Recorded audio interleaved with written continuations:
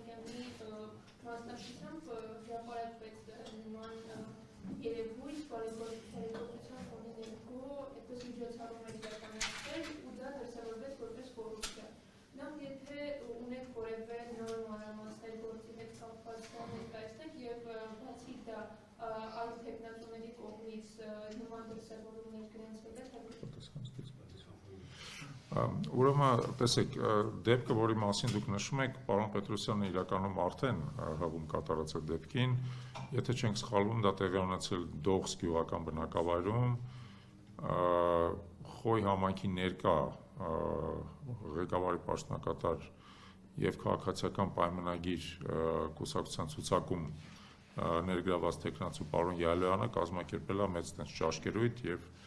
նվերների հանձնում դրա հետ կապված նախ հաղորդում է եղել հանցագործության մասին եւ բացի դրանից որքան մենք տեղյակ ենք քրեական գործահարուցված սակայն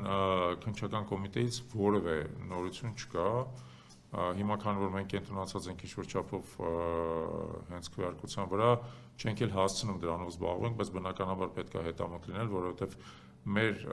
եւ ընտրական օրենսդրությունը եւ քրեական օրենսդրությունը արգելում են այն գործողությունները, որոնք կարող են դիտարկվել որպես ընտրակաշառք։ Եվ բարեգործությունը, որը տեղի է ունենում ընտրությունների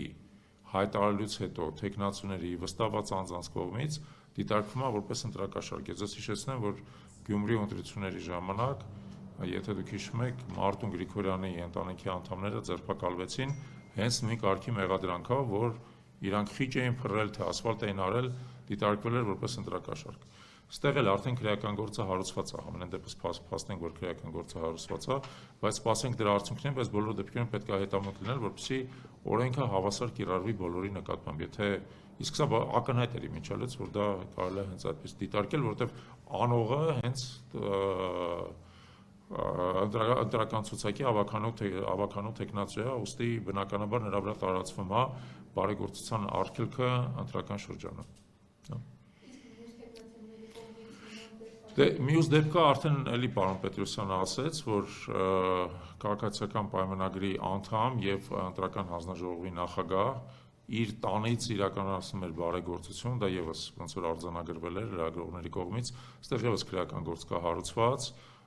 խափանման միջոց է կիրառված տնային կալանքի տեսքով, այսինքն մենք ունենք առնվազն երկու քրեական գործ այստեղ, որոնք ինչպես արդեն ասացի, պետք է դրանց հանգուցալուծման հետամուտնել, այլ տեխնացուների հետ կապված առնվազն քրեական գործերի մասին մենք չենք լսել եւ հուսով ենք, որ մինչեւ ընտրությունները ոչ մի այդպիսի քվեարկության օրը այդպիսի բան այլևս տեղի չի ունենա։ Եվ շատ կարեւոր է մինչեւ ձեզ ասեմ, նաեւ այդ քրեական գործերը օգտակար են այն իմաստով, որ մեր քաղաքական ուժերը սկսեն այնուամենայնիվ գիտակցել, որ բարեգործությունը չպետք է օգտագործվի որպես ընտրակաշառք։ Բարեգործությունը պետք է արվի որպես բարեգործություն, իսկապես բարի գործելու կանխատրամադրվածությամբ, ոչ թե մարդկանց ձայնը, մեղմ ասած նյութական բարիքի դիմաց առնելու, որը ըստ էության չարիք է, ոչ թե բարեգործություն է։